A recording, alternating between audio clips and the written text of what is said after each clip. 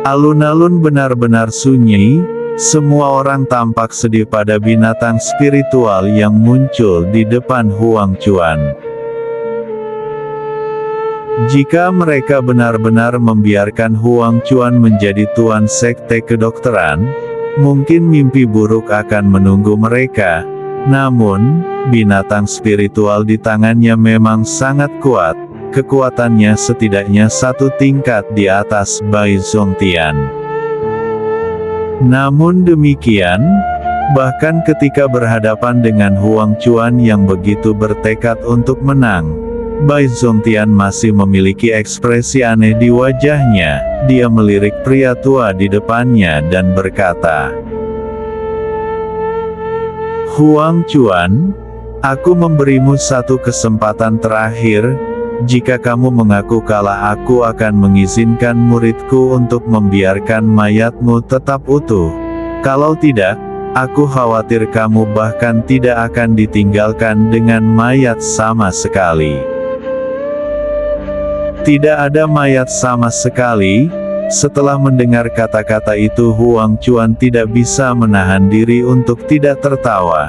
Dia kemudian menatap Bai Zongtian dengan arogan dan berkata dengan nada menghina, "Bai Zongtian, berhentilah mencoba menakutiku. Baik kamu maupun muridmu bukanlah orang yang sangat baik.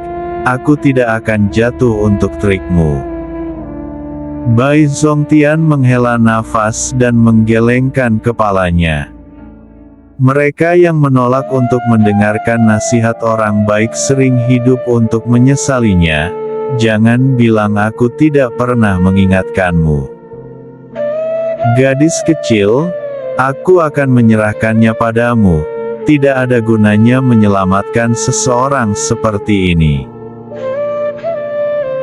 Dia tentu tidak lupa bahwa Guru Ouyun sebelumnya telah memutuskan untuk menyelamatkan Huang Chuan karena dia percaya bahwa dia masih berguna.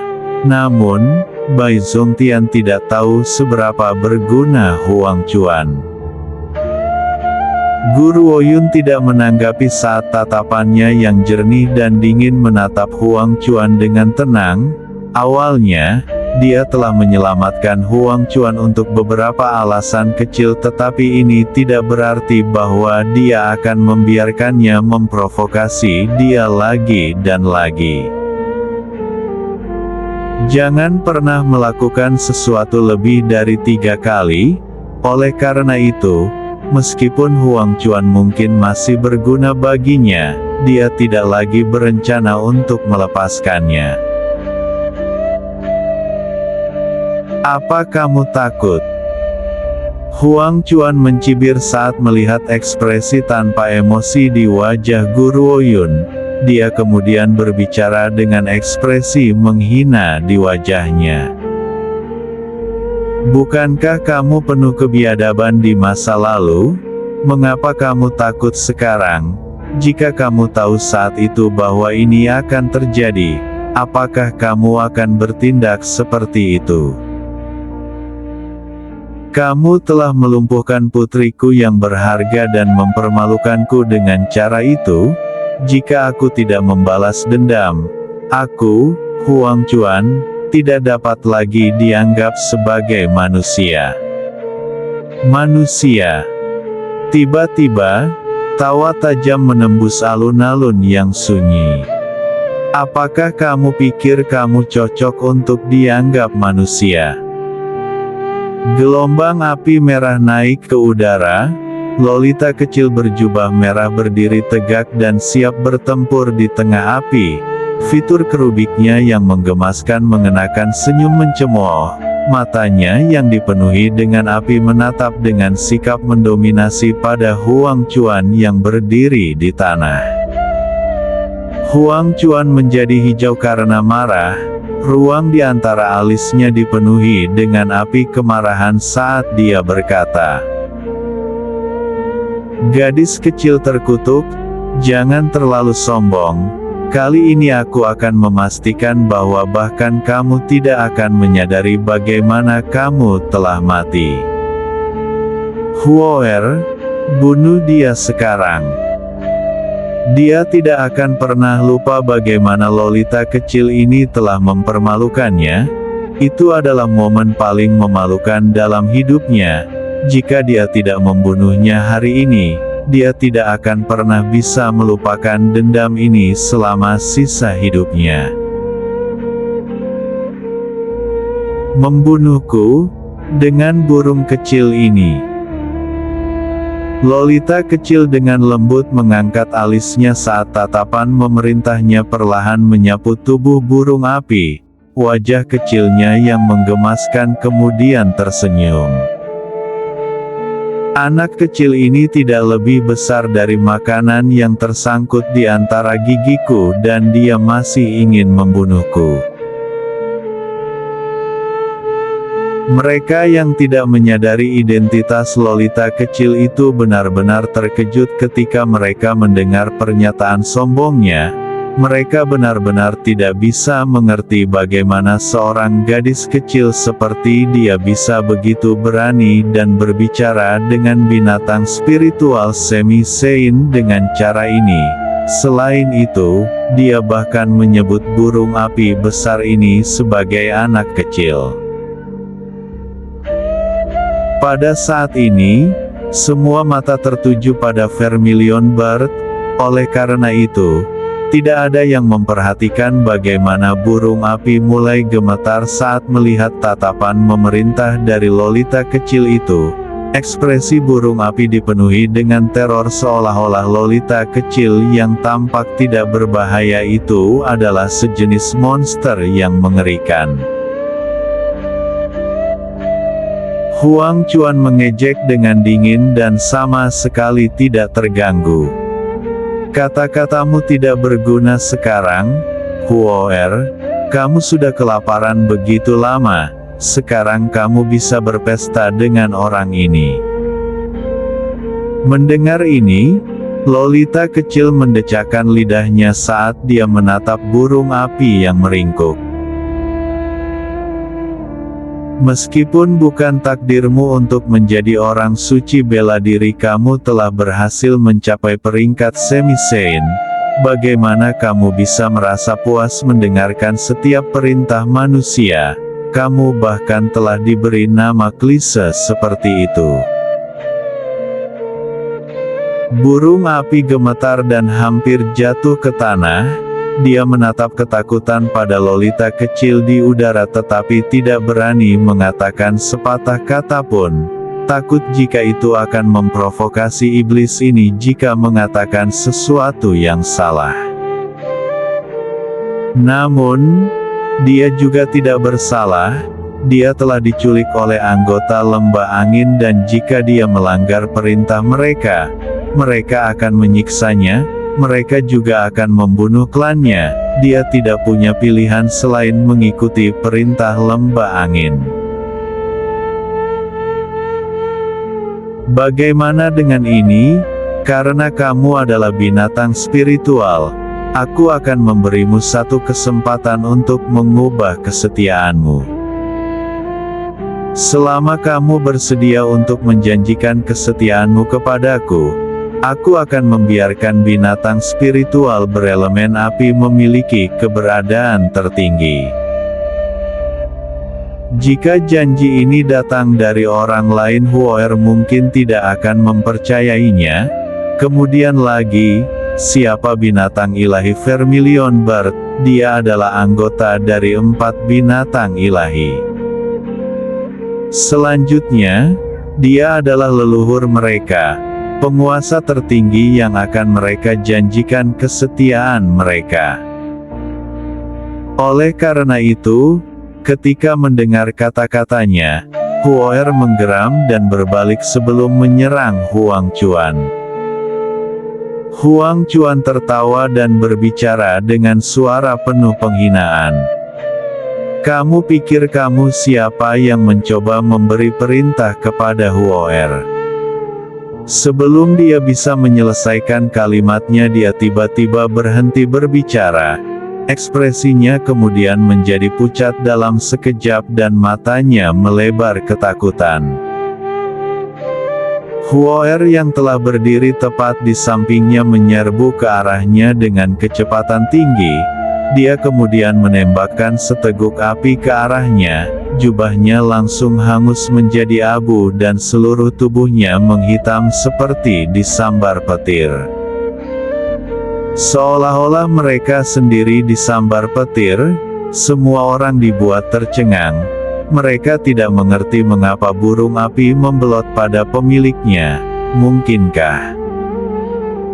Pada saat itu, semua mata menoleh serempak untuk melihat Lolita kecil berpakaian merah.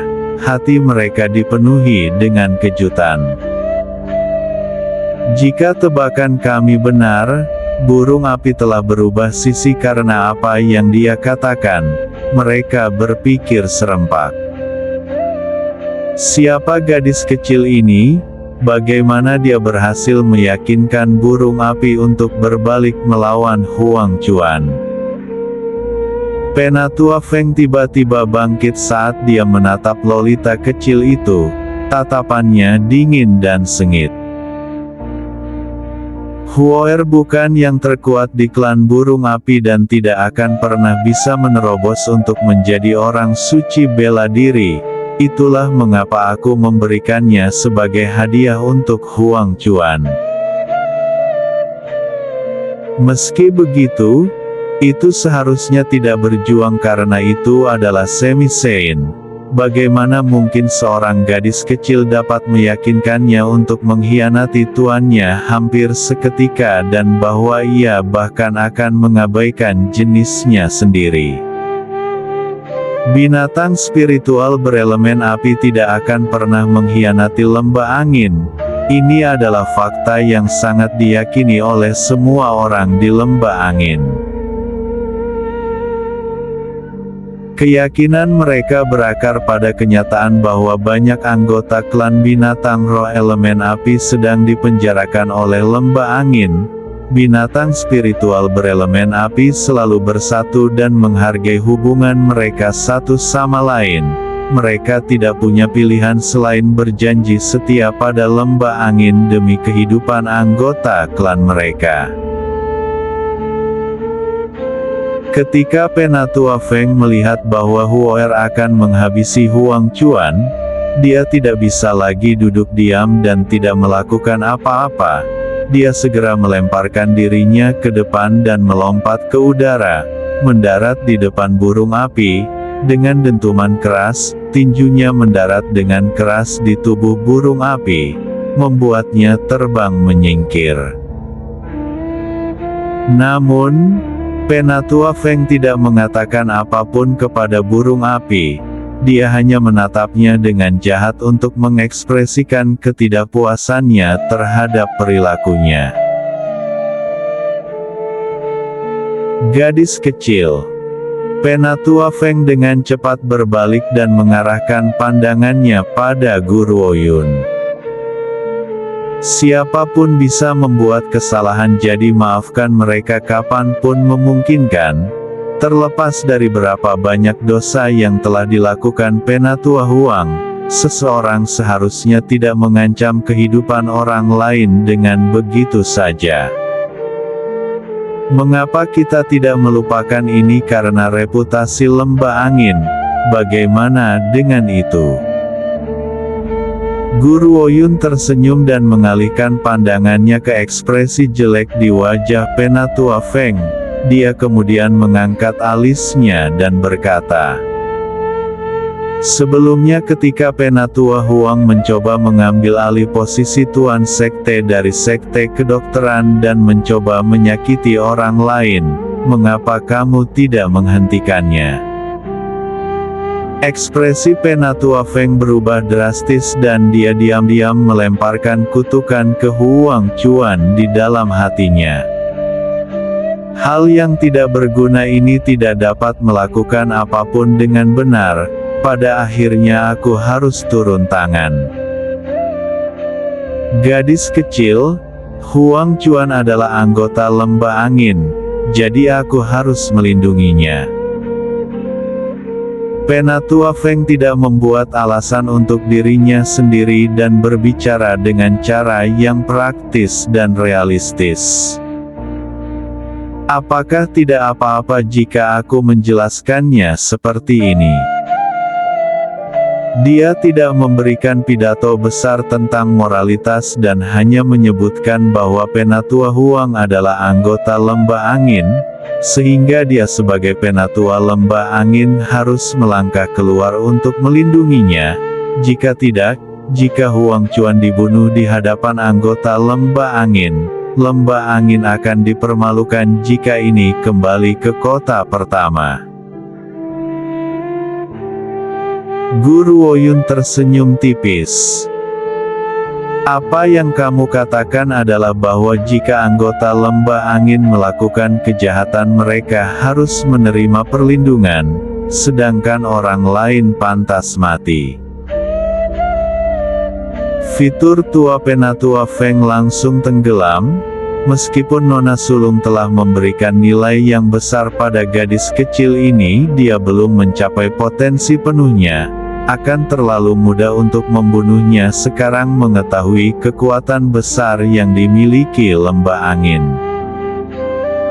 Dia juga percaya bahwa Guru Woyun sangat menyadari fakta ini, namun demikian, dia masih bersikeras menjadi begitu keras kepala. Gadis kecil, aku sangat mengagumi kemampuanmu dan aku dapat mengatakan bahwa kekuatan binatang spiritualmu tidak sesederhana kelihatannya untuk dapat memerintah binatang spiritual semi-saint. Namun dibandingkan dengan kekuatan lembah angin, ada perbedaan besar dalam kekuatan. Biarkan aku memberitahumu satu hal, di daratan ini, mereka yang memiliki tangan besi memiliki kendali atas alasan, hanya mereka yang memiliki tangan besi yang berhak berbicara. Terlepas dari berapa banyak dosa yang telah dilakukan Huang Chuan, dia masih terkait dengan reputasi lembah angin.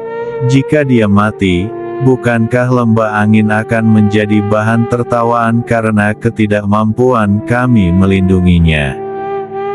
Mata Penatua Feng melesat bola-balik saat dia terus berbicara. Tentu saja bukan karena kamu tidak bisa membunuhnya. Jika kamu membunuhnya, kamu harus membalas lembah angin dengan yang lain. Jika kamu bersedia untuk menjanjikan kesetiaanmu kepada lembah angin, kamu dapat melakukan apapun yang kamu inginkan padanya dan aku tidak akan membelanya lagi. Sebenarnya, alasan Penatua Feng untuk keluar sudah jelas, dia ingin memikat Guru Woyun.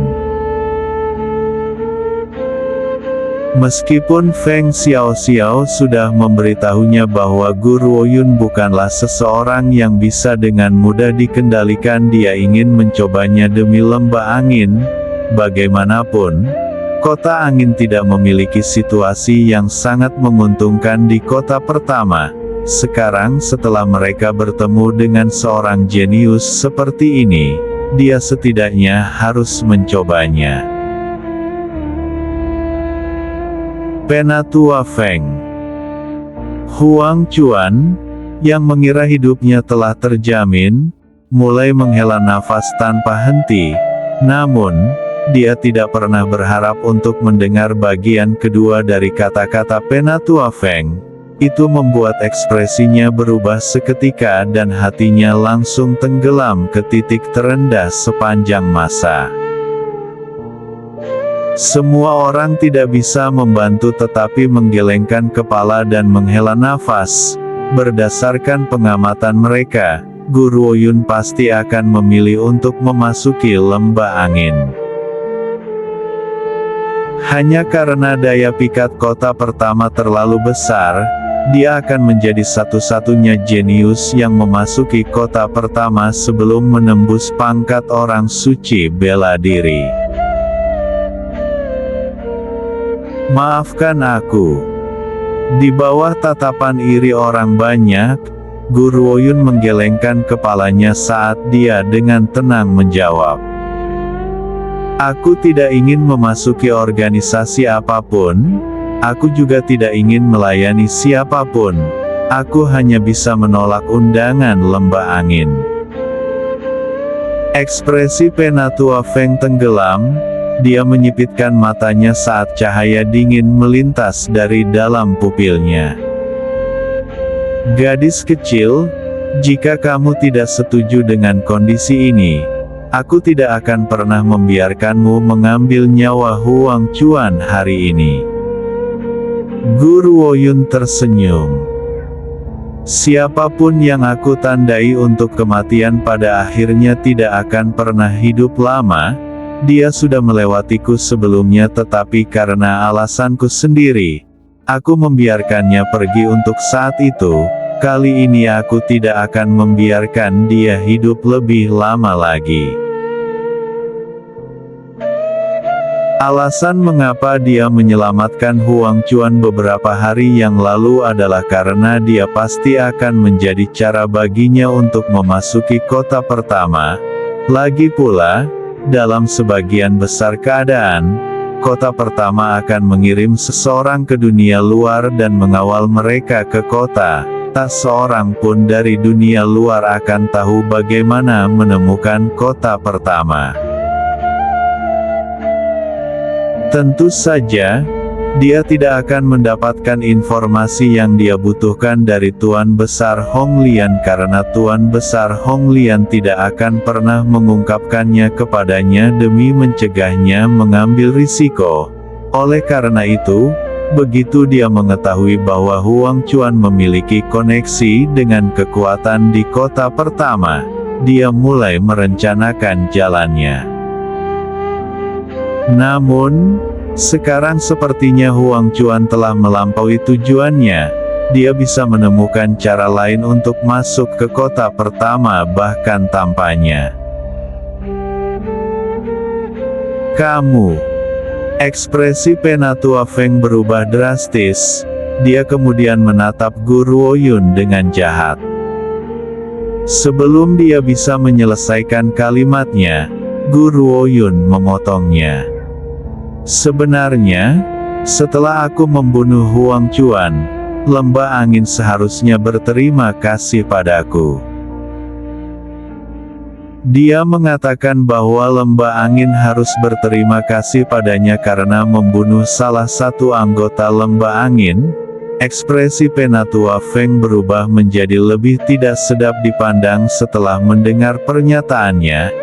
Ekspresinya sangat menakutkan Bai Zongtian sehingga Dokter Suci dengan cepat menarik Gu Ruoyun dengan protektif di belakangnya. Takut orang tua itu akan membunuhnya dalam kemarahan membabi buta. Namun, Gu Ruoyun tampaknya tidak khawatir sama sekali. Wajahnya mempertahankan senyum yang jelas dan dingin saat dia berkata, "Berapa banyak masalah yang disebabkan oleh Huang Chuan dengan menggunakan nama lembah angin, namun lembah angin terus memanjakannya. Itu menyebabkan orang berpikir bahwa lembah angin memiliki manajemen yang ceroboh. Namun, aku bersedia melakukan perbuatan baik dan membantu lembah angin untuk membersihkan sampah." Penatua Feng mengepalkan tinjunya dengan erat dan pembuluh darah muncul di sudut dahinya.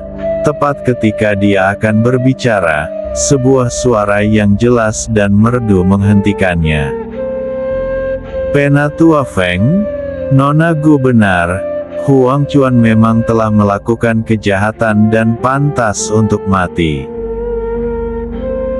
Aku, Feng Xiaoxiao, akan menjadi orang pertama yang mengungkapkan rasa terima kasih kami kepadamu Nona Gu, karena telah membantu kami menyelesaikan ini." Saat dia berbicara, Feng Xiaoxiao menatap Gu Ruoyun dengan ekspresi rumit. Tak perlu dikatakan bahwa dia benar-benar mengagumi wanita ini saat ini. Jika mereka mengizinkannya untuk membunuh Huang Chuan di depan anggota lembah angin akan menjadi bahan tertawaan setelah ini keluar dan banyak yang akan berpikir bahwa lembah angin takut padanya. Namun, ketika Guru Ouyun mengatakannya seperti itu berbeda. Lembah angin tidak akan terlihat menyerah untuk melindungi Huang Chuan karena mereka takut padanya. Sebaliknya, mereka membiarkannya membantu mereka membersihkan sampah. Dengan cara ini, dunia akan melihat lembah angin sebagai orang yang jujur, lurus, dan berhati-hati. Tidak ada yang akan memandang rendah mereka untuk ini.